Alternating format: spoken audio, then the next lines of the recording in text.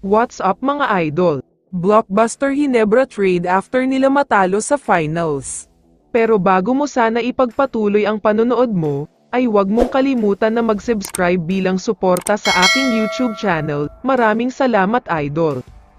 Pag-usapan lang sandali natin ang napakalaking bonus na matatanggap ng mga TNT players pati na ang mga staff.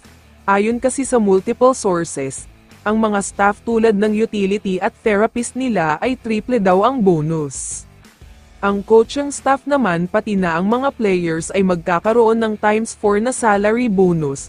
Kung ang sweldo ng isang player kada buwan ay umaabot sa 1 million, makakatanggap siya ng 4 million pesos bonus. Grabe talaga dahil sobrang laki ang mga bonus na matatanggap nila, kaya pala sobrang ganado sila na talunin ang Barangay Hinebra. Dahil may makukuha pala silang bonus na pwede nang makabili ng house and lot. Samantala, pag-usapan na natin ang balita tungkol sa Barangay Hinebra.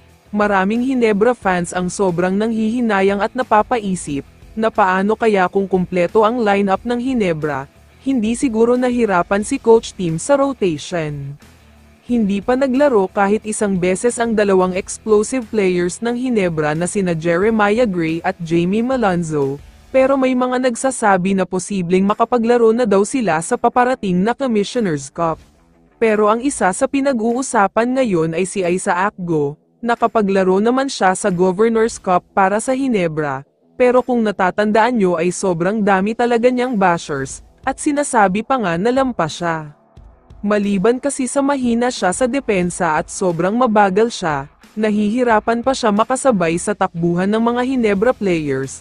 Nahihirapan talaga siya sa lahat ng ginagawa ng mga kakampi niya, opensa man yan o depensa. Kaya naman ayon sa multiple sources, nakikipag-usap na daw ang barangay sa Meralco Bolts, gusto daw nilang makuha si Brandon Bates, kailangan daw kasi ng Hinebra ngayon ng isang solid big man, kahit wala pa yang outside shooting. Paghahandaan daw kasi talaga nila ng husto ang Commissioner's Cup.